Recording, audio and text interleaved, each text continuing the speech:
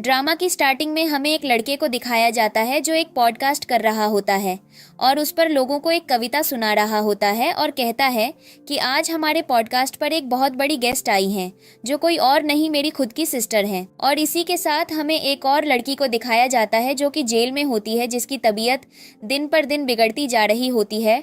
और यह वही भाई और बहन होते हैं जो अपनी लाइफ में बहुत ज़्यादा आगे बढ़ चुके होते हैं। इधर जो लड़की जेल में होती है उसका नाम रोजी ही होता है। यहाँ पर उसका डॉक्टर आकर उसे बताता है कि उसकी तबीयत दिन पर दिन बिगड़ती जा रही है, तो उसे अब अपने घर चला जाना चाहिए ताकि वह अपनी फैमिली से मिल सके और अपना आखिरी समय उनके साथ गुजार सके। इसलिए रोजी एक टैक्सी करके अपने घर जा रही होती है और वह देखती है कि टैक्सी ड्राइवर भी उसके भाई का ही पॉडकास्ट सुन रहा होता है। यहाँ पर रोजी की स्टेप सिस्टर यूजिन गाने गा रही होती है, जो कि बहुत ज़्यादा खुश हो रही होती है और सभी लोग उसकी तारीफ कर रहे होते हैं। इनकी फ़ैन फॉलोइंग बहुत ज़्यादा बढ़ चुकी होती है। यहाँ पर टैक्सी ड्राइवर उन्हें यह भी बताता है कि यूजिन उनकी इकलौती सिस्टर है और उनकी यूजिन के अलावा कोई और बहन नहीं है और वह बहुत ज़्यादा लकी है जो उसके ऐसे भाई हैं। रोज़ी ये बात सुनते ही शॉक में हो जाती है कि उन्होंने अपने भाई बहन के अकाउंट से उसे हटा दिया है। अब हम देखते हैं कि रोज़ी अपने घर पर गई होती है और उसकी माँ उसे मार रही होती है और उससे कह रही होती है, तुझे घर आने के लिए किसने बोला? तुम जैसे घटिया लोगों को जेल में ही रहना चाहिए। इधर उसके भाई भी होते हैं और वह कह रहे होते हैं कि तूने यूजिन को बहुत ज़्यादा परेशान किया है और तू अपने क्राइम के लिए जेल में गई है। जिस पर रोसाई कहती है, मैं बस इतना बताना चाहती हूँ कि यूजिन जो गाने और पोएट्री गा रही है वह सब मैंने लिखी है।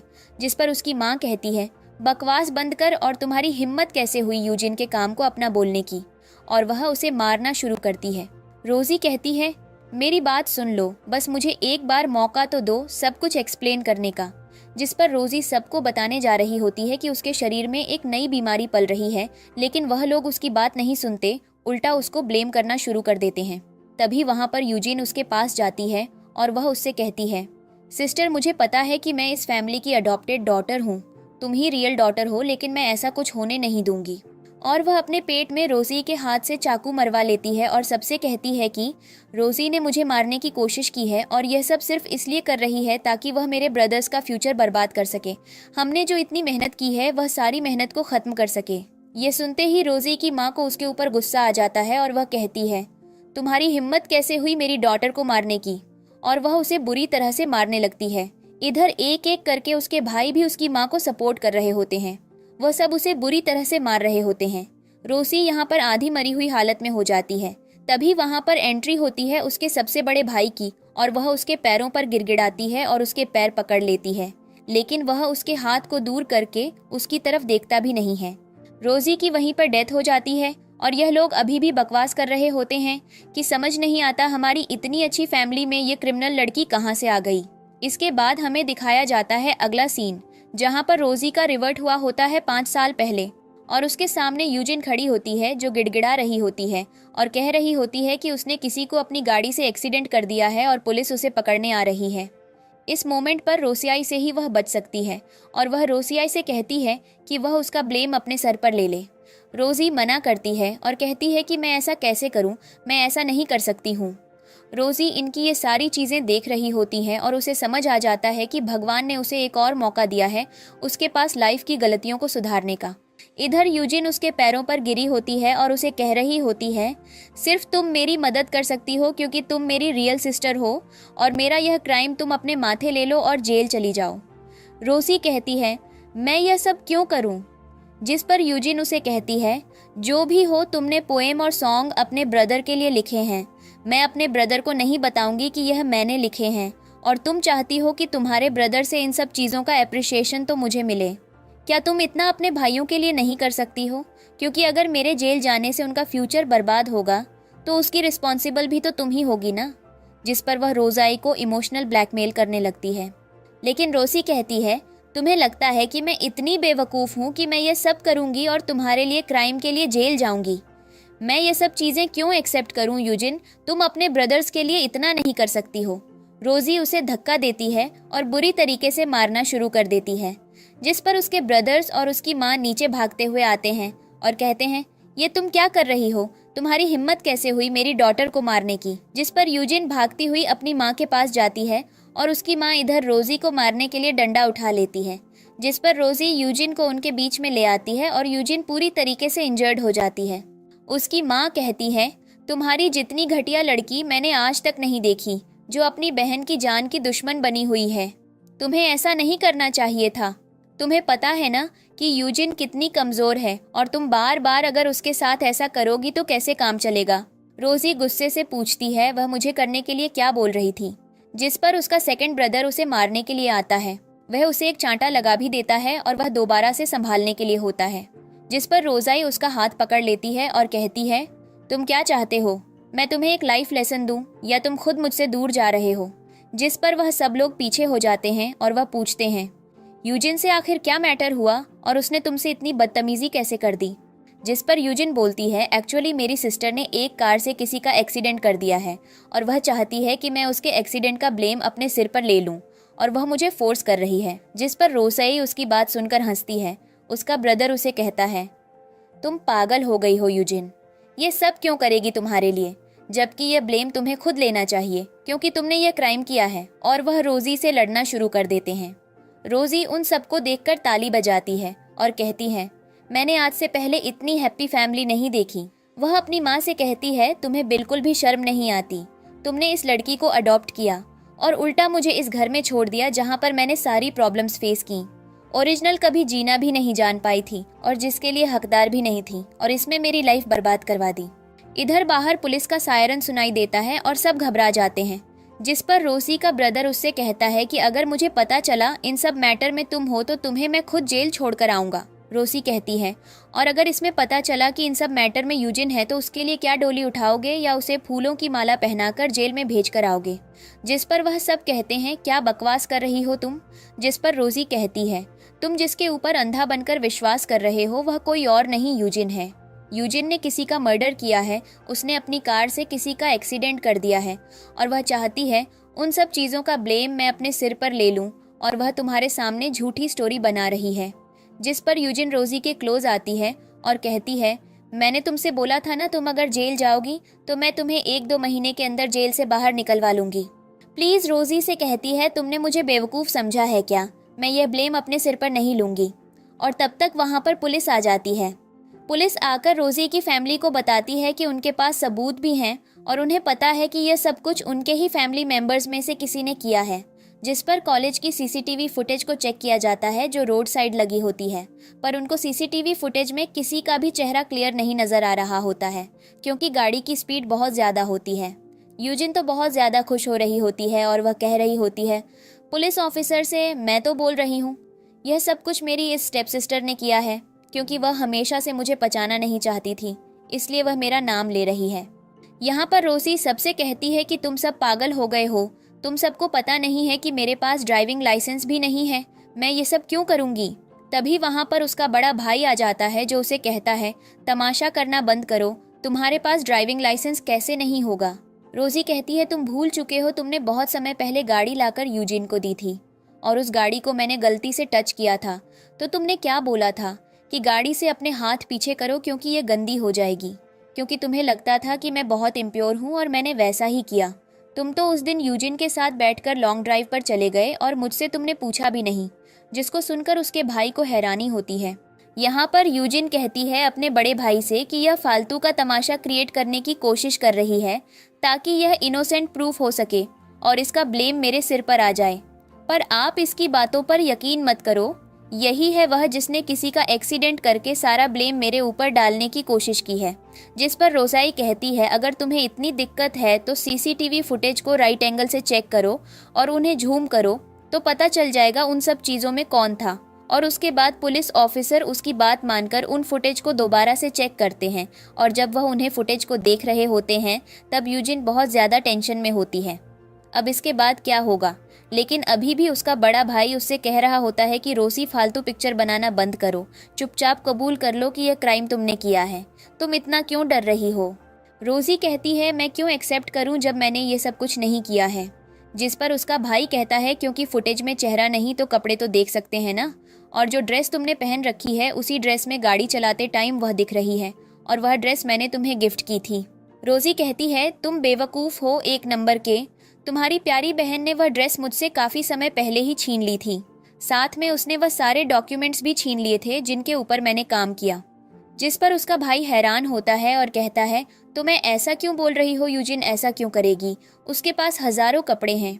तुम्हें भी उतना ही प्यार दिया गया है जितना यूजिन को दिया गया है, और अब यह तमाशा करना बंद करो, जल्दी से एक्सेप्ट कर लो।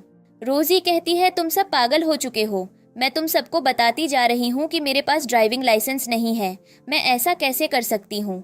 जिस पर उसकी माँ कहती है, हो सकता है तुम हमारे पीठ पीछे चोरी छुपे कार को कहीं ले जाती हो।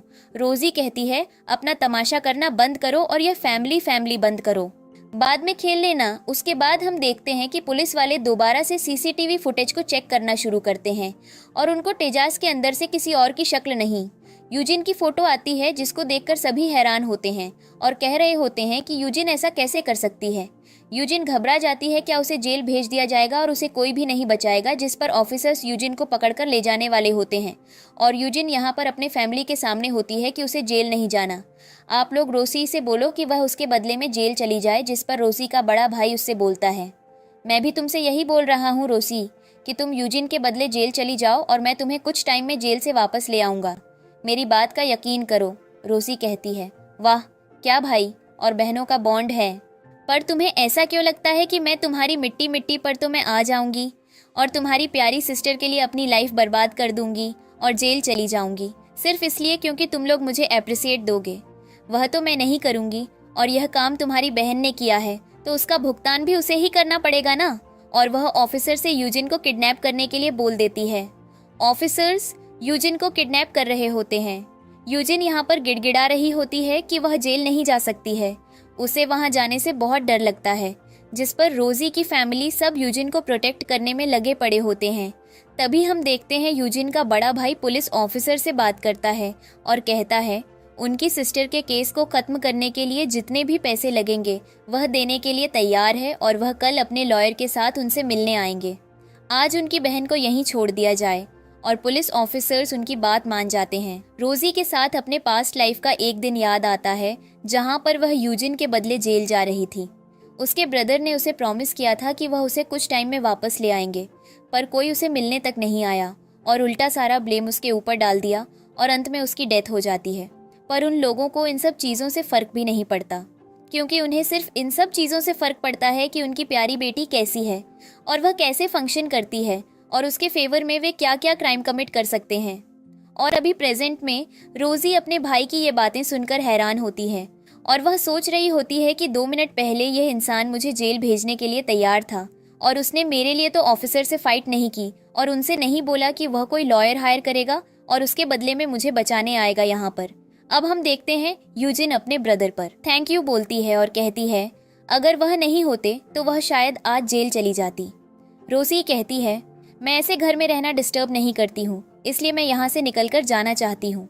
वह वहाँ से जाने लगती है, जिस पर उसका ब्रदर उसके पास आता है और कहता है, तुम्हारी बदतमीजी मैं बहुत टाइम से टॉलरेट कर रहा हूँ। और वह उसे मारना शुरू कर देता है, जिस पर उसका ब्रदर उसे लगातार मार रहा होता है। रोज़ा इसे रोक भी नहीं रही होती है, लास्ट में आकर वह रोकती है और कहती है, बहुत हो गया, मैंने तुम्हारे इतने थप्पड़ इसलिए खाए यूजिन के लिए क्योंकि तुम मुझसे बड़े हो और तुमने कभी मुझे इन लोगों की तरह बोली नहीं किया, पर इसका मतलब ये नहीं कि तुम मुझे मार डालोगे। और अब नाइस ब्यूटीफुल ख़त्म कर रही हूँ और आज के बाद मैं इस घर में तो मैं कभी भी नहीं देखूंगी। और ऐसा बोलकर वह घर छोड़कर चली जाती है। सभी लोग उसके पीछे कह रहे होते हैं कि यह लड़की बाहर जाकर कैसे जिएगी, जिस पर उसका बड़ा भाई कहता है, कुछ नहीं, अभी गई है, शाम तक वापस आ जाएगी, क्योंकि उसके पास ना खाने के लिए पैसे हैं ना रहने के लिए घर, ऐसे वह बाहर कैसे रह सकती है। अब इधर अगले सीन में हमें रोज़ाई को दिखाया जाता है जो एक रेडियो कंपनी के बाहर खड़ी होती है और वह कंपनी के बाहर खड़े होकर कह रही होती है कि आज के बाद वह अपने ब्रदर और अपनी सिस्टर से नहीं मिलना चाहती है और ना ही अपने फैमिली से कोई कनेक्शन रखना चाहती है और वह लोगों से दूर रहकर इस रेडियो कंपनी में काम करेगी। हमें रेडियो कंपनी का सीन दिखाया जाता है जहाँ का मालिक अपने बाकी के एम्प्लॉयज़ के ऊपर भड़क रहा होता है और उन्हें उल्टी सीधी सुना रहा होता है, क्योंकि उनकी रेडियो कंपनी की रेटिंग दिन के दिन गिरती जा रही होती है। और यह सब कुछ हो रहा होता है रोजी के ब्रदर की वजह से, क्योंकि वह रोजी का कंटेंट यूज कर रहा था और सारी ऑडियंस को सिर्फ अपने पास रख रहा था और अभी यहाँ पर रेडियो कंपनी का मालिक कह रहा होता है कि अब तो कुछ चमत्कार ही हो सकता है जो हमारी कंपनी को आकर बचाए। तभी वहाँ पर रोजी जाती है। वह रोजी को देखते हैं और कहते हैं, तुम कौन हो? रोजी कहती है, मैं तुम्हारी कंपनी ज्वाइन करने आई हूँ। जिस पर वह मैनेजर कहता है, तुमने हमारी कंपनी में अप्लाई किया था क्या? रोजी कहती है, नहीं, पर मैं तुम्हें यहाँ पर तुम्हारे कंपेटिटर से जिता सकती हूँ। जिस पर वहाँ खड़ा लड़का अपने मैनेजर से कहता है कि हमें ट्राई देना चाहिए। जिस पर मैनेजर उस लड़के के ऊपर भड़क जाता है और कहता है, तुझे लगता है इस लड़की के अंदर कोई भी टैलेंट होगा, और यह जो लड़की कहीं से भी उठकर चली आई है जिसकी क्वालिफिकेशन के बारे में हमें नहीं पता है, वह उस आदमी को हरा देगी जिसने रेडियो बेस्ट वॉइस कंपटीशन में गोल्ड मेडल जीत चुका हो। उस आदमी को यह नॉर्मल सी लड़की हरा लेगी। रोजी कहती है, मुझे एक बार ट्राई तो करके देखो। जिस पर वे लोग उससे कहते हैं, हम कैसे तुम पर यकीन करें? पर रोजी ने अपने ऊपर यकीन दिला देती है और वे लोग उसके कॉन्फिडेंस से शॉक रह जाते हैं। इधर रोजी के ब्रदर को दिखाया जाता है जो रेडियो पर अपना काम कर रहा होता है। सभी लोग एक्साइटेड होते हैं उसका रेडियो सुनने के लिए। और इधर रोजाई को दिखाया जाता है जो एक डूबे हुए रेडियो स्टेशन पर होती है और किसी को आइडिया भी नहीं होता है कि उन्होंने नई लड़की को हायर किया है। यहाँ पर बाहर बैठा मालिक शॉक होता है और कहता है कि मुझे नहीं लगता ये लड़की काम कर पाएगी, लेकिन उसका मैनेजर उसे समझाता है कि आप एक बार कोशिश करके तो देखो। और इधर हम देखते हैं रोसाई को जो रेडियो को चलाना शुरू करती है और वहाँ से लोगों तक कांटेक्ट करना शुरू करती है। पहले तो वह लोगों की अटेंशन अपनी तरफ खींचती है और उसके बाद वह लोगों की हॉन्टेड स्टोरी सुनाना शुरू करती है और ऑडियंस को अपनी तरफ खींचना शुरू करती है। इधर हम देखते हैं कि उस डूबे हुए रेडियो स्टेशन की रीच बढ़ने लगती है। लोग हैरान होते हैं। सभी लोग रोजी की हॉन्टेड स्टोरी को सुनने के लिए आ रहे होते हैं। रोजी इसको इतनी अच्छी तरीके से सुना रही होती है। लोग हैरान होते हैं। खुद उसे डूबे हुए रेडियो स्टेशन का मालिक हैरान होता है कि अचानक से उसके चैनल की रीच इतनी ज़्यादा कैसे बढ़ गई।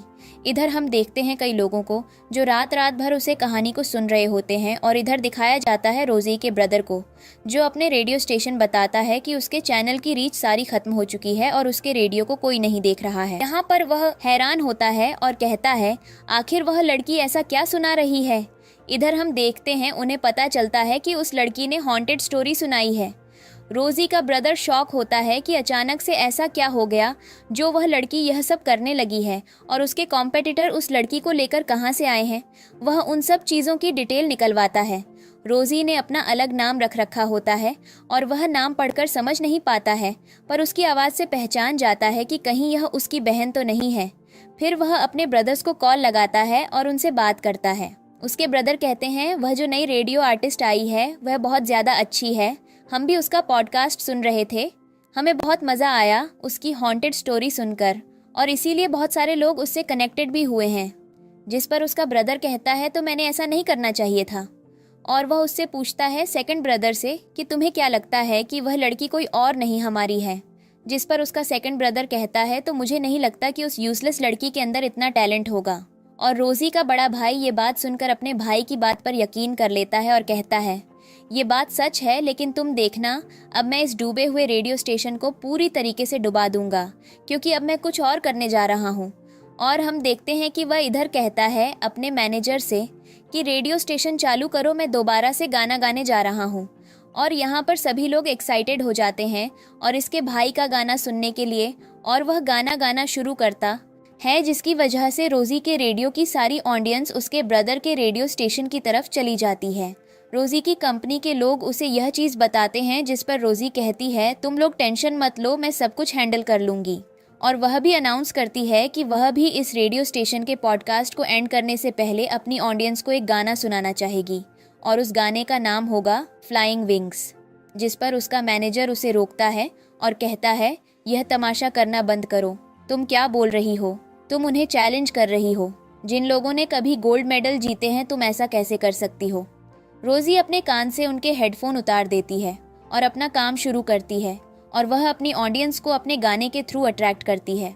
बहुत सारी ऑडियंस बार बार उसके गाने सुनने आ रही होती है। सभी लोग उसकी आवाज़ से इतना ज़्यादा शॉक होते हैं और उसके गाने के लिरिक्स से भी सब उसकी बहुत ज़्यादा तारीफ करते हैं। और इसी के साथ रोजी आज का पॉडकास्ट अपना एंड करती है। इधर हम देखते हैं रोजी के ब्रदर को, जिसको पता चलता है कि उसका गाना गाने के बाद भी लोग उसके पास कम आए और सबसे ज़्यादा लोग उसके कॉम्पिटिटर के पास गए हैं, जिस पर आप सभी लोग शॉक होते हैं। और इधर हम देखते हैं अब रोजी के ब्रदर को, जो बहुत ज़्यादा टेंशन में होता है और वह सोच रहा होता है कि अब वह क्या करें और आखिर ये लड़की एकदम से कहाँ से ये लोग लेकर आए हैं। इधर रोसाई का ब्रदर भी उसका गाना सुन रहा होता है। थोड़ी देर में अब रोसाई का ब्रदर डिसाइड करता है कि वह लड़की के बारे में हर एक डिटेल निकालेगा और वह ऐसा ही करता है। और उसे पता चलता है कि उनके पॉडकास्ट पर जो लड़की जा रखी है वह कोई और नहीं, उनकी सगी बहन रोजी उन्हें चैलेंज कर रही है। जिस पर उसका ब्रदर कहता है, अब मैं अपनी बहन को दिखाऊंगा कि रियल टैलेंट कैसे सर्वाइव करता है। और उसे यहाँ पर घमंड होता है। यूजिन क्यों भरोसे लग रहा होता है कि यूजिन सब कुछ हैंडल कर लेगी। इधर हम देखते हैं कि रोजी को उसकी कंपनी में बहुत सारी तारीफें मिल रही होती हैं उसके काम के लिए, और सभी लोग कह रहे होते हैं कि इससे पहले ये मैडम कहाँ थी। अगर ये हमारे कंपनी में पहले आ जाती तो शायद सब कुछ ऐसे ही चल रहा होता। अब हमें अगला सीन दिखाया जाता है, जहां पर अब ये रोजी का ब्रदर अपने बाकी के भाई और बहनों के साथ मिलकर घर बैठा होता है। और यहाँ पर रोजी का ब्रदर यूजिन से कहता है कि यूजिन, हमारी कंपनी की रेटिंग्स बहुत ज़्यादा डाउन हो चुकी है और मैं चाहता हूँ कि तुम जो अपने पुराने राइटिंग से उनसे कुछ इनोवेटिव लिखकर हमें दो, जिससे हम अपनी कंपनी को आगे तक बढ़ा सकें। यूजिन थोड़ा शॉक होती है क्योंकि उसने वह सब चीज़ें नहीं लिखी होती, वह सब तो अरेंज न लिखी होती है और वह सारी चीज़ों को चुरा चुरा कर अपने भाई को दे रही होती। और अभी जब बात उसके ऊपर आई होती है तो वह कैसे इन सब चीज़ों को टैकल करेगी।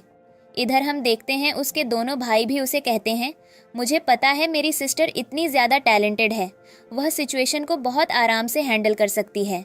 रोजी जैसी लड़कियां तो उसके आसपास कहीं टिकेंगी भी नहीं, वह बस यहाँ पर अपना फ्यूचर खराब करने आई है।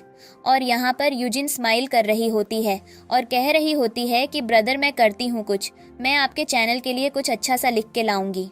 इधर हमें रोजी को दिखाया जाता है, जहाँ पर सभी लोग अब वेट कर रहे होते हैं कि ये लड़की आज के रेडियो फोरकास्ट में क्या करेगी। रोजी का मैनेजर उससे कहता है कि तुम्हें पता है ना तुम्हें क्या करना है, और अगर आज तुमने हमारे कॉम्पिटिटर को हरा दिया तो मैं मान जाऊंगा कि तुम्हारे अंदर एक रियल टैलेंट है। और क्या तुम आज दोबारा से वही हॉरर स्टोरी बताना शुरू करोगी। रोजी की तरफ देखती है और कहती है, आज मेरे पास कुछ इनोवेटिव है जिसकी वजह से ऑडियंस मेरे पास अट्रैक्ट होगी। इधर हम देखते हैं रोजी का ब्रदर को, जो यूजिन को अपने पॉडकास्ट पर ले आया होता है और उसे कह रहा होता है कि आज तुम्हारा काम है पूरा इस सिचुएशन को हैंडल करना और हमारे कॉम्पिटिटर को दिखाना कि तुम एक रियल टैलेंट हो। और वह यूजिन को गाना गाने के लिए कहता है, सबके सामने अनाउंसमेंट करता है कि आज उसकी सिस्टर गाना गाकर सुनाएगी। सभी लोग रोजी के ब्रदर के पॉडकास्ट की तरफ जाने लगते हैं और सारी ऑडियंस उधर चली जाती है।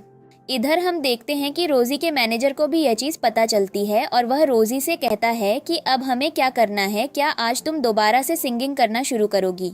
जिस पर रोजी कहती है, टेंशन मत लो, मैं तुम्हें दिखाती हूँ कि आज मैं क्या करूँगी। और वह आज पॉडकास्ट पर अनाउंस करती है कि आज मैं गाना जो मैं ऑन द स्पॉट लिखूंगी, किसी की भी सिचुएशन देखकर, आप में से कोई भी इंसान या कोई भी लोग मेरे पॉडकास्ट पर आकर अपनी फाइनेंशियल सिचुएशन या कुछ भी बताना चाहते हैं, मैं तैयार हूँ आपकी सिचुएशन के ऊपर एक अच्छा सा गाना लिखाने के लिए। सभी लोग तो पहले रोज़ाई का मजाक बनाते हैं। उसके मैनेजर को तो यह भी लगता है कि रोज़ाई पागल हो चुकी है और वह सिर्फ पागलपन वाली हरकतें कर रही है। उसे लग रहा है कि कल जब उसका लक अच्छा था, जैसे उसने ऑडियंस को अपनी तरफ अट्रैक्ट किया था, यूजिन थी, आज भी ऐसा कर पाएगी। इधर सब यूजिन के गाने को सुनने के लिए उसके पॉडकास्ट पर चले जाते हैं और यहाँ पर रोसी के ब्रदर का मैनेजर बताता है कि उनके चैनल की रीच बहुत ज़्यादा बढ़ गई है। जिस पर वह अपनी सिस्टर की तरफ देखता है। वह सोचता है कि मेरी बहन है तो एक रियल टैलेंट, उसे कोई भी हरा नहीं सकता। इधर हम रोज़ाई को देखते हैं जो अपने पॉडकास्ट पर ऑडियंस के आने का वेट कर रही होती है। तभी उसके पास एक लड़की आती है जो कि बहुत ही एक रिच फैमिली से बिलोंग करती है और वह अपनी सिचुएशन बताना शुरू करती है और कहती है, मैं एक बहुत ही अच्छी लड़की हुआ करती थी, मैंने पहले बहुत अच्छे अच्छे काम कर रखे हैं, मैंने बहुत बड़ी कंपनियों के साथ जॉब की है, फिर एक दिन मुझे एक लड़के से प्यार हो गया और मैंने उस लड़के से शादी कर ली। मुझे लगा कि वह लड़का दुनिया का सबसे अच्छा लड़का है और वह मुझसे बहुत ज़्यादा प्यार करता है, पर ऐसा नहीं था। उस लड़के ने मेरे साथ शादी की और अब हमारे 2 बच्चे भी हैं, पर मुझे एक दिन पता चला कि वह मेरे ऊपर चीट कर रहा है। अब मैं उसे छोड़कर कहीं नहीं जा सकती हूँ, क्योंकि अगर मैं उसे छोड़कर जा भी रही हूँ तो जो मेरी रिक्वायरमेंट्स हैं मैं उनको नहीं पूरा कर सकती हूँ। मेरे जो बच्चे हैं, मैं उनकी स्कूल की फ़ीस नहीं दे सकती हूँ। मैं बहुत ज़्यादा इमोशनल हूँ और मैं परेशान हूँ क्योंकि मैं इस ट्रैप से निकलना चाहती हूँ और मैं इन सब चीज़ों से कहीं दूर भागना चाहती हूँ। उसने मेरे लिए सब कुछ किया है, पर मैं फिर भी उसे छोड़कर जाने की कोशिश नहीं कर पा रही हूँ क्योंकि उसने चीट तो किया ही है और रिलेशनशिप में चीट होना एक बहुत बड़ी बात होती है। जिस पर रोज़ी कहती है, तुम डरो मत, मैं हूँ तुम्हारे साथ। इधर हम देखते हैं कि रोज़ी के पॉडकास्ट पर ऑडियंस के बीच बढ़ने लगती है। सभी लोग रोज़ी के ब्रदर के पॉडकास्ट को छोड़कर उसके पॉडकास्ट पर आ रहे होते हैं। यहाँ पर उसका मैनेजर भी हैरान होता है कि इस लड़की के अंदर कोई ना कोई तो जादू है जिसकी वजह से उनके चैनल की रीच एकदम से बढ़ गई है और वह सोच रहे होते हैं कि वह रोज़ी को कैसे थैंक यू बोलेंगे। इधर रोज़ी के दोनों छोटे भाई भी उसका पढ़कर सुन रहे होते हैं और कह रहे होते हैं कि हमारे ब्रदर की नई कंपेटिटर बहुत अच्छी है, पर उन्हें आइडिया नहीं होता है कि ये सब कुछ रोज़ी कर रही होती है। और अगर उन्हें पता होता कि इन सब चीज़ों में रोज़ी का हाथ है तो शायद उन्हें रियलाइज़ होता कि उन्होंने अपनी कितनी टैलेंटेड सिस्टर को छोड़कर किसी और से रिश्ता बनाया। यूजिन, रोज़ी कहती है, मैंने तुम्हारी सिचुएशन को देखकर एक गाना लिख यूजिन है और अब तुम देखना तुम्हें यह गाना बहुत ज़्यादा पसंद आएगा। और वह लड़की अपना फ़ोन कॉल काटती है। इधर रोज़ी गाना गाना शुरू करती है। उसकी ऑडियंस उसके टैलेंट को देखकर हैरान होती है। उसका मैनेजर कह रहा होता है, मैंने इतनी जल्दी एक नए सॉन्ग की एक्सपेक्टेशन नहीं की थी। ये लड़की तो बहुत ज़्यादा टैलेंटेड निकली। इसके अंदर बहुत ज़्यादा दिमाग है, इसको पता है कि अगली सिचुएशन कैसे बनानी है। इधर हमें दिखाया जाता है रोसाई के ब्रदर को, जो अपने पॉडकास्ट पर कह रहा होता है, किसी के साथ मैं अपना पॉडकास्ट एंड करता हूँ। आपको मेरी सिस्टर का गाना कैसा लगा? और अगर आप चाहते हैं कि मेरी सिस्टर आपके लिए कोई और गाना गाए तो आप मुझे बता सकते हैं। लेकिन तभी उसका मैनेजर उसे बताता है कि हमारे चैनल की रीच बिल्कुल गिर चुकी है और वह सारा ऑडियंस अटेंशन पॉइंट दूसरे पॉडकास्ट पर चला गया है। जिस पर रोसाई का ब्रदर हैरान होता है कि आखिर ऐसा कैसे हो सकता है और बोलो क्या कर रहे हैं नया। तभी हम देखते हैं कि वह एक नई ट्रिक खेलता है और वह ऑडियंस से पूछना शुरू करता है, क्या आप मुझे अपनी डिमांड बताएं, आपको कौन सा गाना सुनना है, मैं आपकी डिमांड पूरी करने में मदद करूंगा। जिस पर ऑडियंस में से एक लड़की का कॉल आता है यूजिन के पास। वह यूजिन से कहती है, क्या तुम ऑन द स्पॉट कोई गाना बनाकर गा सकती हो? मान लो मैं अपनी कोई सिचुएशन बता रही हूँ और तुम मुझसे मेरे लिए कोई इंस्पायरिंग सॉन्ग बनाकर गा सकती हो।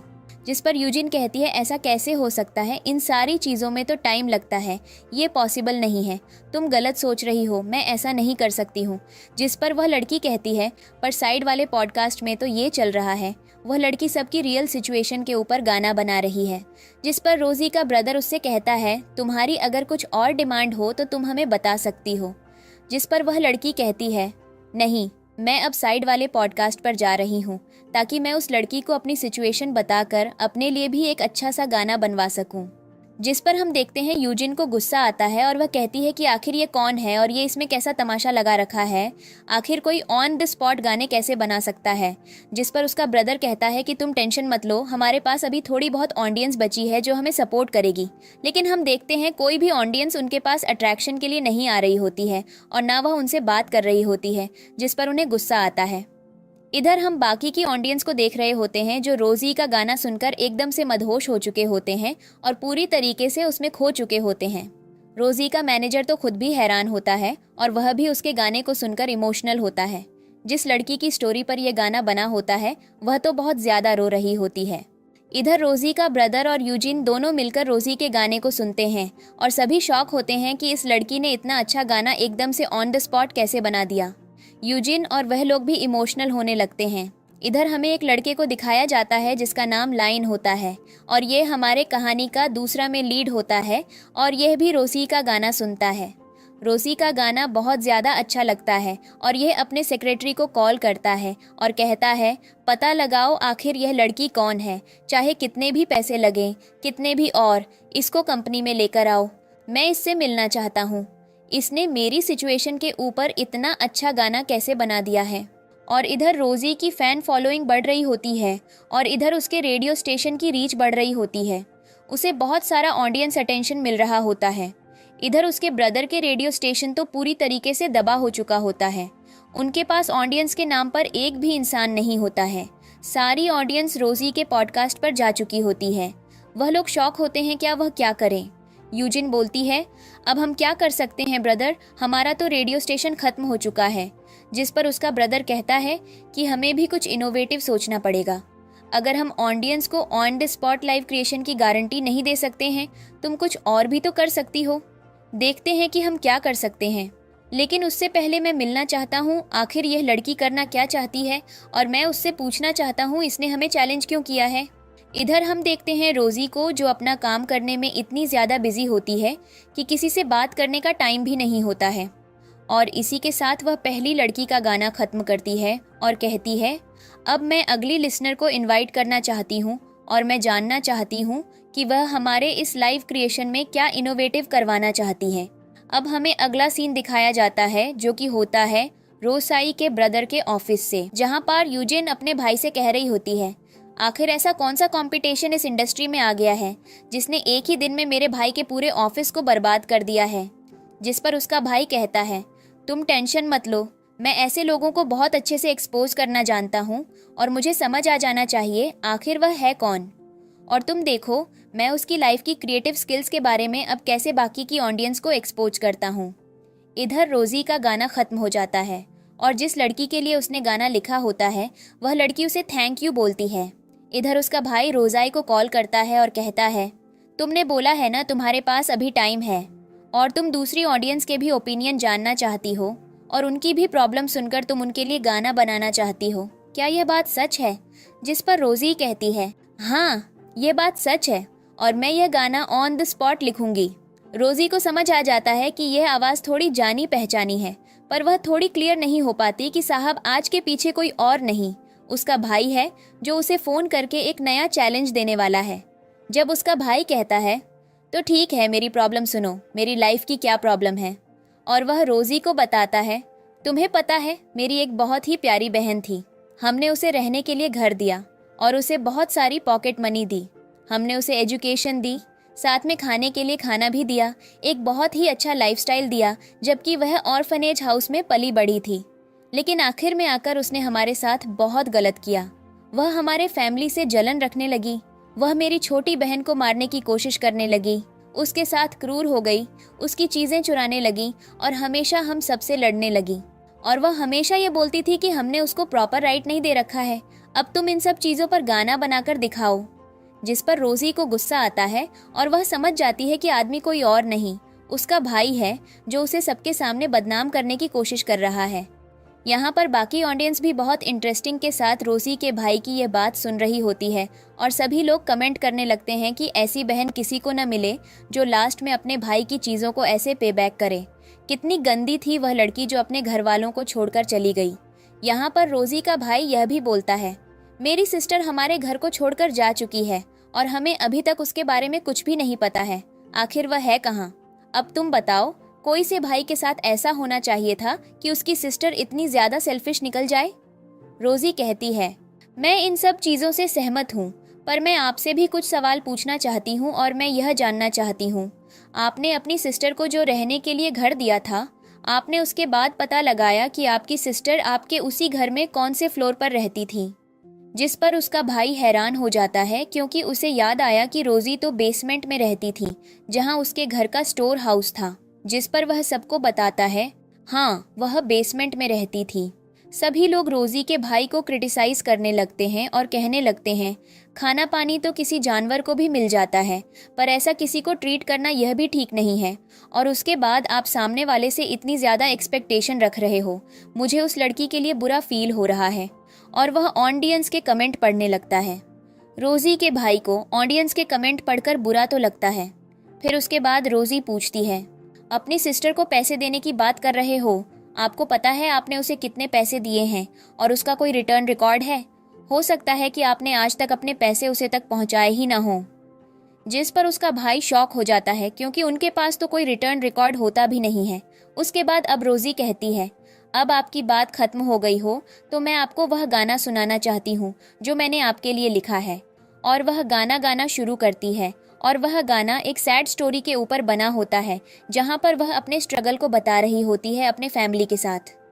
उसका भाई देखता है कि उसकी सारी ऑडियंस रोजी के पॉडकास्ट पर पहुंच चुकी है और उसका रेडियो पॉडकास्ट चैनल बर्बाद हो चुका है। अब वह अपनी बहन यूजिन की तरफ देखता है, उसके सामने लगता है और कहने लगता है, हमें भी कुछ ऐसा करना होगा। तुम अपनी क्रिएटिव स्किल्स को जगाओ और हमें ऑडियंस को इधर लाना होगा, वरना हम बैंकरप्ट हो जाएंगे।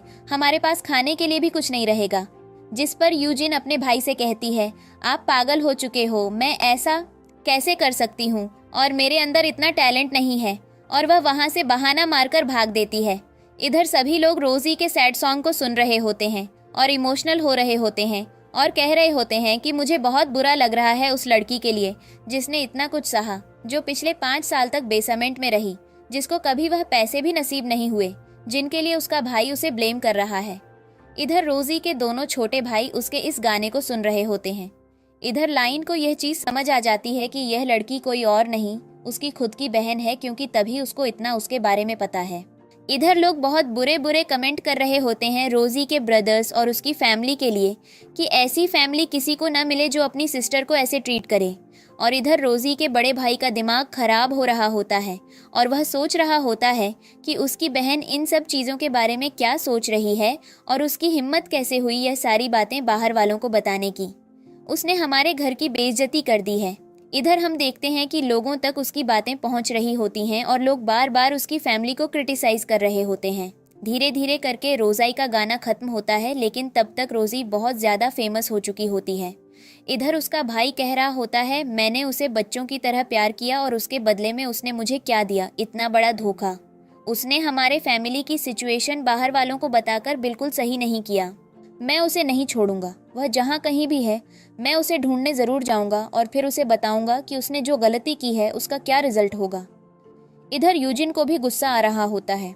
वह अपने भाई से कह रही होती है, प्लीज़ शांत हो जाओ, लेकिन उसका भाई कह रहा होता है, तुम टेंशन मत लो, मैं उसे नहीं छोड़ूंगा। इधर हम देखते हैं रोजी का पॉडकास्ट खत्म होता है तो उसका मैनेजर उसके पास आता है और वह उसे बताता है कि हमने अभी तक देश की इतनी बड़ी रीच अचीव की है जो आज तक किसी भी पॉडकास्ट ने नहीं दी। हमें नहीं पता था कि हम अपने कॉम्पिटिटर रेडियो वालों को हरा सकेंगे, लेकिन हमने यह चीज़ करके दिखाई है और यह सब कुछ तुम्हारी वजह से हुआ है। तुम पूरी कंट्री में बहुत ज़्यादा फेमस हो चुकी हो।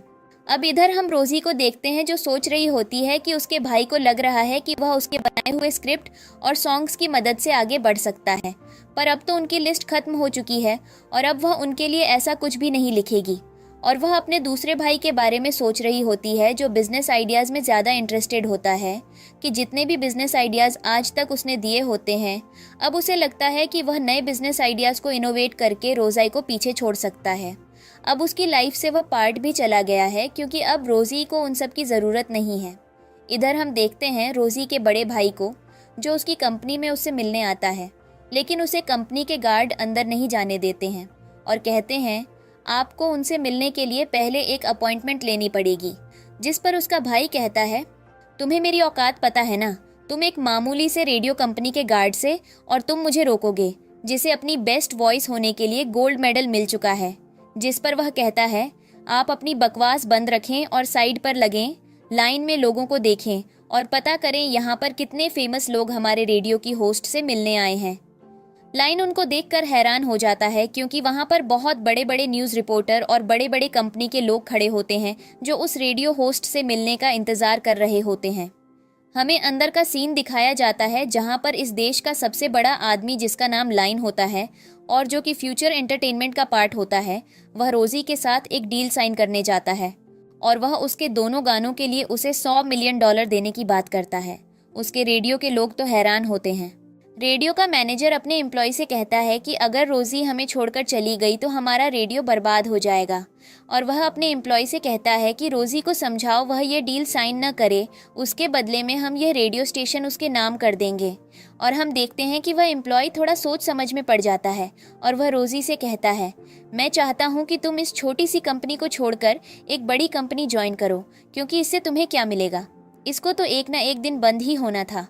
तुम्हारा फ्यूचर ब्राइट है, तुम आगे बढ़ोगी तो हमें भी अच्छा लगेगा कि तुमने स्टार्टिंग हमारे इस छोटे से रेडियो स्टेशन से की थी। जी इमोशनल हो जाती है। मैनेजर तो उस एम्प्लॉय की बात सुनकर बहुत ज़्यादा शॉक होता है और वह सोच रहा होता है कि अब वह क्या करें, क्योंकि उसने तो सारा सिचुएशन ही पलट दिया है।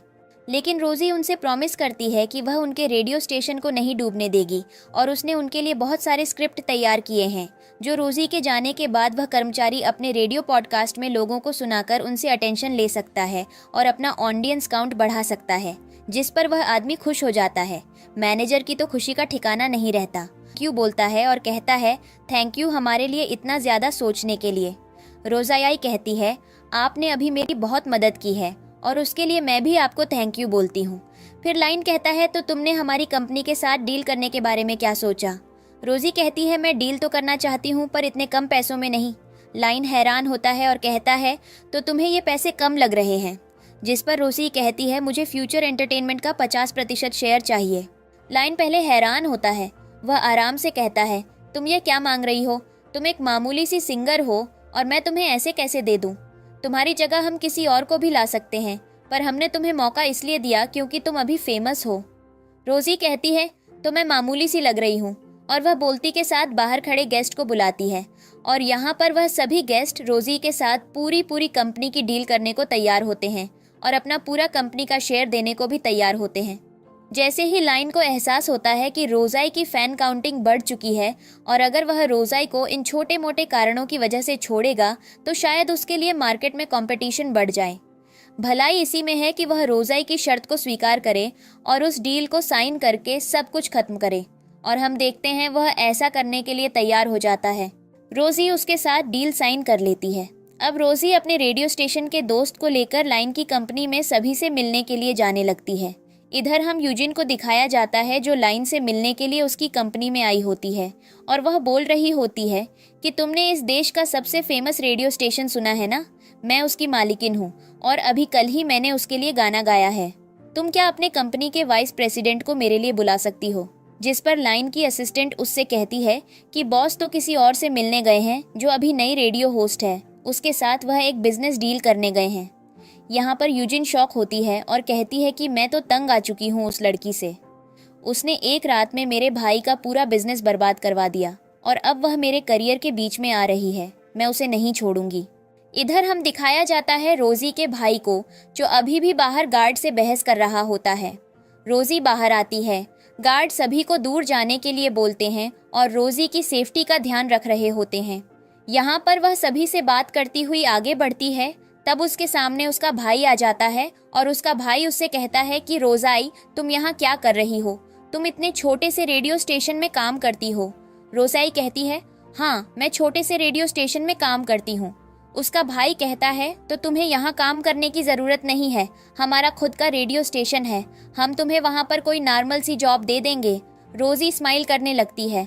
उसके आसपास खड़े दोनों लड़के उसके भाई का यह स्टेटमेंट सुनकर हैरान होते हैं और सोच रहे होते हैं कि उसके भाई को पता ही नहीं है कि उसकी सिस्टर कितनी ज़्यादा टैलेंटेड है। और यहाँ पर वह रोसाई से बहस करना शुरू करता है। रोसाई से कहती है कल रात तुमने किसी फेमस रेडियो होस्ट के बारे में तो सुना ही होगा जिसने पूरी कंट्री के रेडियो को हिलाकर रख दिया है।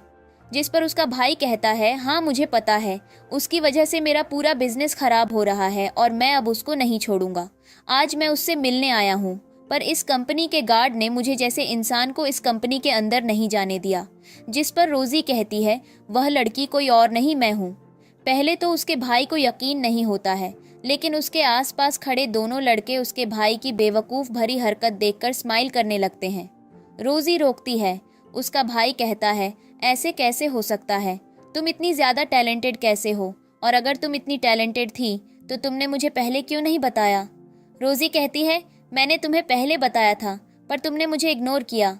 जिस पर उसका भाई कहता है ठीक है मुझसे गलती हुई, अब मैं तुम्हें घर लेने आया हूँ। रोजी कहती है पर मैं तो घर जाना ही नहीं चाहती हूँ, मैंने उस घर से सारा रिश्ता खत्म कर दिया है। क्या तमाशा लगा रखा है, तुम इन दोनों के सामने मेरा ड्रामा बनाने की कोशिश कर रहे हो। रोजी से कहती है अपनी बकवास बंद रखो, मैं तुम्हारा ड्रामा क्यों बनवाने की कोशिश करूंगी, और अब मुझे तुम लोगों की ज़रूरत नहीं है क्योंकि अभी मैंने इस देश की सबसे बड़ी डील अभी साइन की है। जिस पर उसका भाई हैरान होता है और कहता है हमें माफ़ कर दो, हम एक परिवार हैं, तुम घर चल सकती हो।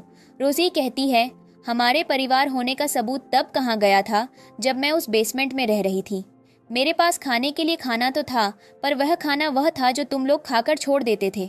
जिस पर उसका भाई गुस्से में आ जाता है। वह सिर्फ जोर का छांटा लगाता है, लेकिन तभी पीछे से उसका सेकंड ब्रदर आ जाता है और ये लोग रोजी से बहस करने लगते हैं और ये दोनों उसकी बेइज्जती करना शुरू कर देते हैं। यहाँ पर लाइन और उसका कर्मचारी गुस्से में होते हैं, लेकिन लाइन उसे रोक देता है और कहता है, यह रोजी का पारिवारिक मामला है, हम इसमें उसकी कोई मदद नहीं कर सकते हैं और हमें बस उसे थोड़ा स्पेस देना होगा ताकि वह इसको अपने तरीके से हैंडल कर सके। इधर हमें दिखाया जाता है एक कार के ड्राइवर को, जिसने बहुत ज़्यादा ड्रिंक कर रखा होता है और वह नशे में होता है और बार बार उसे नींद आ रही होती है और वह गाड़ी भी अजीब तरीके से चला रहा होता है। इधर रोड पर उसका भाई उससे बहस कर रहा होता है। उसका सेकंड ब्रदर भी अपने फर्स्ट ब्रदर को सपोर्ट कर रहा होता है और वह कह रहा होता है, तुम्हें नहीं पता कितनी सेल्फिश है, हमने इसके लिए इतना कुछ किया, फिर भी इसने हमारी हर जगह बेइज्जती करवा के रख दी। और दोनों गुस्से में बहस करने में लगे होते हैं और उसे बहुत उल्टा सीधा बोल रहे होते हैं यहाँ पर। तो उसका सेकंड ब्रदर उससे ये भी बोलता है कि तुम्हारे पास ये आखिरी चांस है घर आने का, अगर आज तुम हमारे साथ घर नहीं चली तो तुम आज के बाद घर मत आना। लेकिन तभी अचानक से वह गाड़ी आ जाती है और उस गाड़ी के अंदर बहुत सारी आयरन की रॉड्स रखी होती हैं और वह सारी रॉड आकर रोजी के बड़े भाई के ऊपर गिरने वाली होती हैं। लेकिन रोजी अपने भाई को धक्का दे देती है और खुद उन रॉड्स के बीच में आ जाती है और उसके सीने में एक रॉड घुस जाती है और उसकी मरने जैसी हालत हो जाती है। सभी बहुत ज़्यादा टेंशन में आ जाते हैं।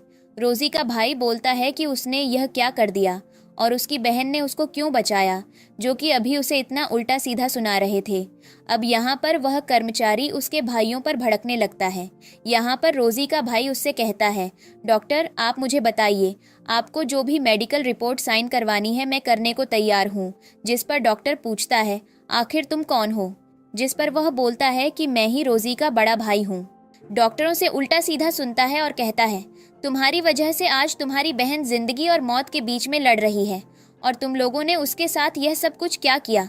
जिस पर अब लाइन बोलता है, डॉक्टर आप इनसे बाद में बात कीजिएगा, पहले मैडम को इस दर्द से बाहर निकालिए। और डॉक्टर वहां पर दो लोगों को बुलाता है। वे दो लोग आकर रोजी के सीने से उस रॉड को काटते हैं। रोजी बहुत ज़्यादा दर्द में होती है, सभी इमोशनल हो रहे होते हैं और सभी को बुरा लग रहा होता है। उसके लिए रोजी का भाई तो इस सीन को देख भी नहीं पाता है और वह अपने छोटे भाई के कंधे का सहारा लेता है। तभी हम देखते हैं डॉक्टर कहते हैं, अब इसके ऑपरेशन के लिए इसको अस्पताल ले जाना पड़ेगा और वे रोजी को अस्पताल ले जाने लगते हैं। रोजी का भाई बोलता है, मैं तुम्हारे साथ चलूंगा, लेकिन रोजी मना कर देती है, कहती है मुझे कोई भी ज़रूरत नहीं है। अपने किसी भी फैमिली मेंबर की अगर कोई मुझे विजिट करने आए तो उसको प्लीज़ परमिशन मत दीजिएगा। और वह अपने भाई के सामने एम्बुलेंस में बैठकर अस्पताल चली जाती है। हमें इधर सीन दिखाया जाता है लाइन के ऑफिस का, जहां पर यूजिन अभी भी लाइन का इंतज़ार कर रही होती है और वह रिसेप्शनिस्ट से लड़ना शुरू कर देती है और उसकी बेइज्जती करती है और कहती है, तुमने मुझसे बोला था कि तुम्हारा बॉस थोड़ी देर में आ जाएगा तो मुझे पागल समझती हो। तुम्हें पता नहीं है मैं कितनी ज़्यादा फेमस हूँ, तुम जैसे लोगों को तो मैं अपने घर पर नौकर भी नहीं बनाती हूँ और तुम मुझे यहाँ बेवकूफ़ बना रही हो। लेकिन तब तक वहाँ पर लाइन आ जाता है। लाइन उसकी बातें सुन लेता है और वह उससे कहता है, आपका तरीका मेरी कंपनी के कर्मचारियों से बात करने का बहुत ज़्यादा घटिया है। आपको किसने परमिशन दी है कि आप मेरी कंपनी के कर्मचारियों से ऐसे बात करेंगे? जिस पर वह लाइन से कहती है कि वह उसका बहुत टाइम से इंतज़ार कर रही थी, इसलिए वह थोड़ी सी फ्रस्ट्रेटेड हो गई। लाइन बोलता है, यह कोई तरीका नहीं होता है, आप मेरी रिसेप्शनिस्ट से ऐसे कैसे बात कर सकती हैं? वह आपके घर की नौकर नहीं है, वह मेरी कंपनी की कर्मचारी है, वह मेरी कंपनी की फैमिली का हिस्सा है। आप ऐसे नहीं कर सकती हैं। जिस पर वह उससे कहती है, मुझे माफ़ करें, मैं बस आपके साथ कॉन्ट्रैक्ट साइन करना चाहती थी। लाइन साफ साफ मना कर देता है और कहता है, मैंने किसी और को इस कॉन्ट्रैक्ट के लिए हायर कर लिया है, मैं आपके साथ यह कॉन्ट्रैक्ट साइन नहीं कर सकता हूँ। और वह यूजिन को वहाँ से जाने के लिए बोल देता है। यूजिन गुस्से में वहाँ से आ जाती है और वह लाइन को धमकी देती है कि तुम इन सब चीज़ों के बाद पछताना मत। इधर हमें दिखाया जाता है रोजी की मॉम को, जो उसके सबसे छोटे भाई से बात कर रही होती है अपने बड़े बेटे के रेडियो स्टेशन के बारे में। आखिर वहाँ पर क्या सीन हुआ और क्या माहौल बना। रोजी का छोटा भाई अपनी माँ से कहता है, पता नहीं, क्योंकि हमें उन सब चीज़ों के बारे में कुछ भी अपडेट नहीं मिला है और मैं बहुत ज़्यादा शौक हूँ कि एक दिन में हमारा कंपेटिटर इतना ज़्यादा ग्रो कैसे कर सकता है। उसी कंपेटिटर ने एक दिन में हमारे भाई के बिजनेस को ख़त्म कर दिया है। इस पर उसकी माँ कहती है, कोई बात नहीं, हो सकता है कि इस बार उसका लक अच्छा हो, पर तुम्हारे भाई के भी अंदर टैलेंट है।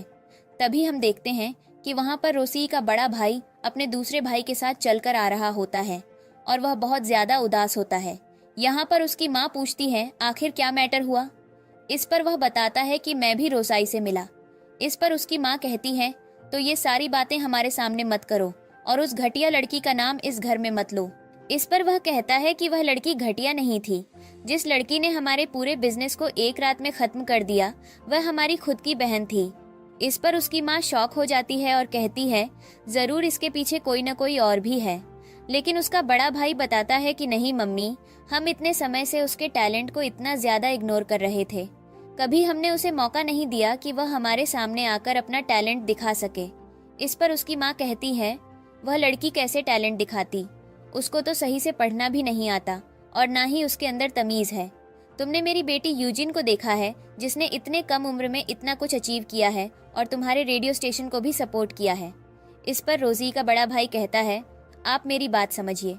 हमें यह भी पता चला है कि रोजी को गैस्ट्रिक कैंसर है और ऐसा इसलिए हुआ है क्योंकि हमने उसे खाने के लिए कभी खाना नहीं दिया। इसको सुनकर उसकी माँ कहती है, अपनी बकवास बंद रखो। तुम उस लड़की से मिलकर आए हो और तुम्हारा दिमाग चलना बंद हो गया है। हमने उसके साथ ऐसा कभी नहीं किया। इस पर वह कहता है, हम डॉक्टर से मिलकर आए हैं और डॉक्टर ने हमें यह चीज साफ साफ बताई है। और यहाँ पर हम समझ सकते हैं कि रोसी आई की फैमिली उसके साथ कितनी क्रूर थी। उन्होंने कभी भी उसे प्यार नहीं किया और इतनी बड़ी बीमारी सुनाने के बाद भी उनके रिएक्शंस बहुत ज्यादा नॉर्मल होते हैं। उनकी माँ कहती है, जाकर इस घर के नौकर को बुलाकर लाओ। नौकर आती है और वह पूछती है, मैडम आपने मुझे क्यों बुलाया है? इस पर रोजाई की माँ कहती है कि मैंने तुमसे बोला था कि रोजाई को खाना दे दिया करना, पर हमारे खाने के बाद तुमने ऐसा नहीं किया।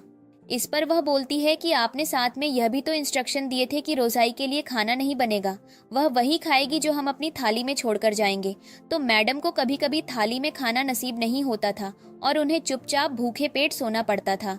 इसको सुनकर रोजाई का बड़ा भाई हैरान होता है और कहता है, इस घर में इतना कुछ होता रहा और हमें कभी पता भी नहीं चला और हम उसके साथ इतनी क्रूरता से पेश आ रहे थे। उसकी माँ कहती है, ऐसा हमने कुछ भी नहीं किया, इसमें उसकी गलती है। उसने कभी हमें अपनी अच्छी साइड्स दिखाई ही नहीं। उसने हमेशा मेरी प्यारी बेटी यूजिन को परेशान करने की कोशिश की है और इसलिए उसके साथ हमें ऐसा करना पड़ा। हमें कोई शौक नहीं है उसे बेसमेंट में रखने का, पर उसने अपनी हरकतें ऐसी की थी जिसकी वजह से हमें उसे रहने के लिए बेसमेंट देना पड़ा। यहाँ पर रोसी का बड़ा भाई समझ जाता है कि इन लोगों के अंदर इंसानियत नाम की चीज नहीं है और ये लोग अपनी बात नहीं समझेंगे और इन्हें कभी रियलाइज नहीं होगा कि उन्होंने किसी के साथ गलत किया है। इसलिए इनसे बात करना मतलब अपनी बेवकूफ़ी को साबित करना। इधर हम देखते हैं यूजिन को, जो बाहर खड़ी खड़ी इन सब की बातें सुन रही होती है। तभी हम देखते हैं कि रोजी का दूसरा भाई अपने बड़े भाई से कहता है, तुम उस मामूली सी लड़की से मत डरो, उसके अंदर कुछ भी टैलेंट नहीं है। अगर टैलेंट होता तो मैं पहले ही देख लेता। इस पर उसका बड़ा भाई उसे समझाता है और कहता है, तुम कैसे इंसान हो? तुम्हें यह दिखाई नहीं दे रहा है कि उस लड़की ने एक दिन के अंदर इतनी ज्यादा पॉपुलैरिटी गेन कर ली है जो हमने पूरे साल मेहनत करके नहीं कमा पाई, तो उसके अंदर कुछ ना कुछ तो टैलेंट होगा ही। यूजिन ये बातें सुनकर डरने लगती है और वह सोचती है कि अब वह क्या करे। उसकी माँ कहती है, ऐसा कुछ भी नहीं है, तुम उसका कंपैरिजन मेरी प्यारी बेटी से मत करो। मुझे पता है कि यूजिन कितनी ज्यादा टैलेंटेड है और उसकी भी फैन फॉलोइंग अच्छी खासी है। फिर हम देखते हैं कि यूजिन घर में एंटर करती है और वह रोती हुई आती है और रो रो कर अपनी माँ के पास जाती है। उसकी माँ कहती है, आखिर क्या हुआ? इस पर वह बोलती है कि मैं फ्यूचर एंटरटेनमेंट के मालिक से मिलने गई थी और मुझे पता चला है कि उस इंसान ने मेरे साथ कॉन्ट्रैक्ट साइन करने से साफ साफ मेरे मुंह पर मना कर दिया है, क्योंकि उसने कॉन्ट्रैक्ट मेरी प्यारी सिस्टर रोजाई के साथ साइन किया है। उसने मेरा पूरा करियर बर्बाद कर दिया। मैं इतने टाइम से मेहनत कर रही थी कि एक अच्छी सिंगर बनूं और देश में अपना नाम कमाऊं, पर अब सब कुछ बर्बाद हो गया। इस पर उसकी माँ कहती है, तुम टेंशन मत लो, तुम्हारे ब्रदर्स हैं अभी तुम्हें सपोर्ट करने के लिए और वह तुम्हारे करियर को ऐसे बर्बाद नहीं होने देंगे। हम कुछ न कुछ सॉल्यूशन ढूंढेंगे। तभी इधर रोजाई के बड़े भाई का दिमाग चलता है और उसे याद आता है कि जब वह रोजाई को जेल भेज रहा था तो उस मोमेंट पर रोजाई ने कहा था कि उसने खुद को प्रूव करने के बहुत सारे चांस दिए थे, लेकिन हम लोगों ने कभी उसके टैलेंट को देखा ही नहीं। हमेशा उसे इग्नोर करते रहे और उन सब चीज़ों की भरपाई अब हम कर रहे हैं अपनी कंपनी को बर्बाद करवा कर। और हम देखते हैं वह एकदम से चिल्लाना शुरू कर देता है और कहता है अपनी बकवास बंद रखो, और वह वहाँ से गुस्से में चला आता है। ये पहली बार हुआ होता है जहाँ पर उसके बड़े भाई ने अपना टेम्परेचर लॉस किया होता है और सभी लोग हैरान होते हैं क्योंकि वह कभी ऐसे रिएक्ट नहीं करता है। फिर इधर में दिखाया जाता है रोज़ाई को, जो लाइन के पास बैठी होती है। लाइन उससे बोल रहा होता है कि आपकी इंजरी बहुत टाइम बाद ठीक हुई है, आपको थोड़ा और रेस्ट करना चाहिए ताकि आप दोबारा से अच्छे से काम में लग सको। रोज़ाई कहती है हमारे पास इतना टाइम नहीं है, अगर हम थोड़े भी पीछे रह गए तो हमारे कॉम्पिटिटर हमसे आगे निकल जाएंगे, इसलिए हमें आज से ही काम पर लगना होगा। लाइन उसकी डेडिकेशन देखकर इम्प्रेस हो जाता है और वह रोसियाई से कहता है आपको कितना टाइम चाहिए नए गाने लिखने के लिए? मुझे लगता है कि मुझे आपको 1 मंथ का टाइम तो देना चाहिए। रोसी कहती है कि आप मेरे साथ मजाक कर रहे हो, आप बस 1 घंटा यहीं रुको, मैं आपको 2 हिट सॉन्ग लिख कर देती हूँ। लाइन उसे मौका देता है। रोजी बैठी बैठी लाइन के सामने गाने लिख रही होती है और लाइन उसकी डेडिकेशन देख रहा होता है। थोड़ी देर में रोजी गाना लिखकर उसके हाथ में पकड़ा देती है और कहती है अब नेक्स्ट प्रोजेक्ट के लिए हमें इन सॉन्ग्स को यूज करना है। लाइन उनके लिरिक्स पढ़ता है और उनके लिरिक्स पढ़कर बहुत ज़्यादा इम्प्रेस हो जाता है और कहता है मुझे पता था कि आप ब्रिलियंट हो और आप कुछ भी कर सकती हो और आपने खुद को प्रूव कर दिया है। और वह कहता है कि आप देखना, हम इस प्रोजेक्ट में बहुत से अच्छे मॉडल्स को हायर करेंगे जिससे यह प्रोजेक्ट जल्दी से आगे बढ़ेगा। और वह खुश हो जाती है। लाइन कहता है मुझे पता है आपके पास रहने के लिए घर नहीं है, क्या आप यहाँ मेरे घर के अंदर रह सकती हैं क्योंकि यह रेंटेड हाउस है। रोज़ाई उसकी बात पर एग्री कर जाती है। फिर अब रोज़ाई लाइन के साथ नीचे प्रोजेक्ट पर बात करती हुई आ रही होती है। तभी उसके सामने उसका बड़ा भाई और उसके बाकी के दोनों भाई भी आते हैं।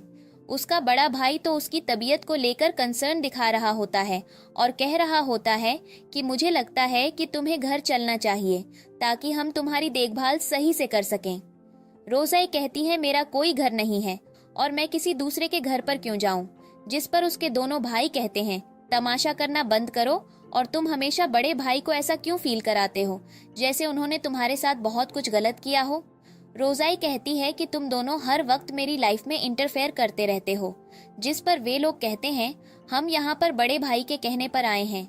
रोज़ाई कहती है तो अपने बड़े भाई के कहने पर यहाँ से चले जाओ, मुझे परेशान करना बंद करो। जिस पर वे लोग कहते हैं तुम्हें अगर फेम मिल गया है तो तुम किसी को समझोगी नहीं, खुद को इतना वह मत दिखाओ कि मानो तुमसे बड़ा इस कंट्री में कोई है ही नहीं। रोज़ाई कहती है मैं किसी को कुछ नहीं दिखा रही हूँ, मैं बस अपने काम से काम रख रही हूँ, तुम लोग हो जो बार बार मेरी लाइफ को डिस्टर्ब कर रहे हो आकर। लाइन उन सब की बकवास सुन रहा होता है। रोज़ाई उनसे कहती है मैं आप लोगों को एक चैलेंज देना चाहती हूँ, 7 दिन के अंदर अगर मैंने आपका पूरा बिजनेस पूरी तरीके से बर्बाद न कर दिया तो आप भी मुझे अपनी छोटी सिस्टर मत बुलाना। और इस चैलेंज को लेकर उसका दूसरा भाई बहुत ज्यादा गुस्से में आ जाता है और कहता है तुम यूजिन को बहुत इग्नोर कर रही हो, तुम्हें नहीं पता यूजिन की कैपेबिलिटीज तुमसे कितनी ज्यादा आगे हैं और हम देखना तुमसे बेस्ट म्यूजिक वीडियो बनाकर पूरे कंट्री से अटेंशन लेंगे और तुमसे अच्छी ऑडियंस ग्रैब करेंगे। और वे लोग वहां से चले जाते हैं। इधर हम देखते हैं यूजिन को जो अपने दूसरे भाई के पास बैठी होती है और उससे कह रही होती है अब हमें नेक्स्ट किस चीज पर काम करना है। उसका भाई कहता है मुझे पता है अब हमें क्या करना है, और वह धीरे धीरे करके कई सारे मॉडल्स को कॉल करता है। सभी मॉडल्स उसके प्रोजेक्ट पर आने के लिए तैयार हो जाते हैं, लेकिन तभी इधर से लाइन उन सारे मॉडल्स के पास अपना बनाया प्रोजेक्ट लेकर पहुंच जाता है और कहता है ये वही प्रोजेक्ट है जिस पर मुझे काम करना है। और मॉडल्स उसके प्रोजेक्ट को देखकर बहुत ज्यादा खुश होते हैं और वह उसके प्रोजेक्ट पर आने के लिए तैयार हो जाते हैं। अब हमें दिन दिखाया जाता है म्यूजिक वीडियो लॉन्च का, जहां पर रोजी और यूजिन दोनों इनवाइटेड होते हैं। यूजिन वहां पर आती है लेकिन वह रोजी को देखती है। रोजी कहती है तुम क्या कर रही हो यहाँ अमीर लोगों की जगह। रोजी कहती है तुम भूल चुकी हो कि मैं कितनी ज्यादा पॉपुलर हूँ और तुम्हारी पॉपुलैरिटी मैं खत्म कर चुकी हूँ और तुम अपनी बेइज्जती बार बार करवाने क्यों आ जाती हो मेरे पास। जिस पर उसका दूसरा भाई उसे कहता है तुम हमेशा तमाशा करने के मूड में क्यों रहती हो, हमें तुमसे बात करने में कुछ भी इंटरेस्ट नहीं है क्योंकि हम यहाँ पर अपने बाकी के मॉडल से बात करने आए हैं एक नए प्रोजेक्ट के लिए, शायद तुम उन मॉडल्स को अपने प्रोजेक्ट में नहीं रख सकती हो। रोसी कहती है वह तो वक्त बताएगा, मैं तुम लोगों से फालतू में बात करना जरूरी नहीं समझती हूँ। जिस पर रोसी का बड़ा भाई उससे कहता है, मुझे पता है तुम एक ब्राइटेस्ट स्टार हो और तुम सब कुछ अच्छे से करोगी। मैं खुश हूँ कि तुम अपनी लाइफ में इतना ज्यादा आगे बढ़ रही हो। रोसाई उसे इग्नोर कर रही होती है। तभी वहाँ पर वह मॉडल आ जाता है। एच रोसाई को अंदर आने के लिए बुलाता है। रोसाई कहती है, पता नहीं कुछ लोग यहाँ पर मेरा टाइम बर्बाद करने क्यों आ जाते हैं, और वह फिर अंदर जाने लगती है। लेकिन तभी वहाँ पर वे सारे मॉडल्स आ जाते हैं जिनको रोसाई ने अपने म्यूजिक वीडियो के लिए हायर किया होता है। साथ में यूजिन ने भी उनसे कॉन्ट्रैक्ट साइन करवाया होता है अपनी म्यूजिक वीडियो के लिए। उन्हें लग रहा होता है कि वे सब उसके इवेंट में जा रहे हैं, पर वे लाइन की तरफ इशारा करके जाते हैं और वे लोग अंदर चले जाते हैं। यूजिन और उसका सेकंड ब्रदर रोसिए की बेइज्जती भी करते हैं, लेकिन उन्हें नहीं पता होता है कि अंदर क्या तमाशा होने वाला है। फिर ये लोग भी अंदर जाते हैं, लेकिन जब अंदर जाकर ये देखते हैं कि इनका बैंक्वेट हॉल खाली पड़ा हुआ है और सारे गेस्ट दूसरी तरफ चले गए हैं, तो इन्हें बहुत ज्यादा हैरानी होती है और इन्हें लगता है कि रोसियाई ने कोई गेम खेला है और ये रोसियाई से जाकर बदतमीजी करने लगते हैं। जिस पर वहाँ मौजूद गेस्ट उन्हें बताते हैं कि उन्होंने रोसियाई के प्रोजेक्ट को देखा है और उन्हें वह प्रोजेक्ट पसंद आया, इसीलिए उन्होंने रोसियाई के साथ उसकी म्यूजिक वीडियो में आने के लिए कॉन्ट्रैक्ट साइन किया। यूजिन का आइडिया उन्हें बिल्कुल भी इनोवेटिव नहीं लगा था। रोसी कहती है अब इसी के साथ साथ वह सबके सामने एक बहुत बड़ी अनाउंसमेंट करना चाहती है और वह सबके सामने बताती है कि आज तक जितने भी गाने गए हैं वे सारे गाने मैंने लिखे थे। यूजिन के अंदर कुछ भी सिंगिंग टैलेंट नहीं है, ना ही राइटिंग टैलेंट है। जिस पर यूजिन कहती है, तुम इन सब चीज़ों को कैसे प्रूव करोगी। रोसाई उसे चैलेंज देती है और कहती है, मैं ऑन द स्पॉट कोई भी गाना लिखकर गा सकती हूँ। तुम्हारे अंदर टैलेंट है तो तुम मेरे चैलेंज को एक्सेप्ट करो। जिस पर यूजिन का सेकंड ब्रदर कहने लगता है, यहाँ पर नौटंकी करना बंद करो, कोई तुम्हारे इस यूजलेस टैलेंट को देखने नहीं आया है। और हम देखते हैं कि रोसी उनके सामने 5 मिनट के अंदर गाना लिखकर दिखाने लगती है। वे दोनों उसका मजाक बना रहे होते हैं और कह रहे होते हैं, कुछ भी उल्टा सीधा मत लिख देना जो कि इंटरेस्टिंग न हो। लेकिन रोसाई जब उनके मुंह पर एक नया गाना लिखकर फेंक कर मारती है तो वे दोनों हैरान हो जाते हैं। यहाँ पर रोसाई के बड़े भाई को रियलाइज होता है कि उन्होंने रोसाई को हमेशा इग्नोर करके बहुत बड़ी गलती की और आज वह सबके सामने बहुत ही हिम्मत लेकर खड़ी हुई है और सब कुछ चैलेंज कर रही है कि उसके अंदर कितनी ज्यादा एबिलिटी है। रोसाई उसी के बाद वह गाना शुरू भी करती है। सभी शॉक हो जाते हैं और सभी उसके लिए ताली बजाते हैं और उसकी फैमिली को क्रिटिसाइज करते हैं कि उन्होंने आज तक इतनी घटिया फैमिली नहीं देखी। और यहाँ पर रोसी के बड़े भाई को बहुत ज्यादा शर्म आती है। फिर हम देखते हैं इसी के साथ रोसी अनाउंस करती है कि वह आज के बाद अपने परिवार से कुछ भी रिश्ता नहीं रखेगी और वह एक नई आइडेंटिटी लेकर जिएगी और वह कुछ दिनों में एक नई म्यूजिक वीडियो भी लेकर आएगी। और उसके इस फेम और प्रेस्टीज भरे सीन के साथ इस ड्रामा की एंडिंग हो जाती है।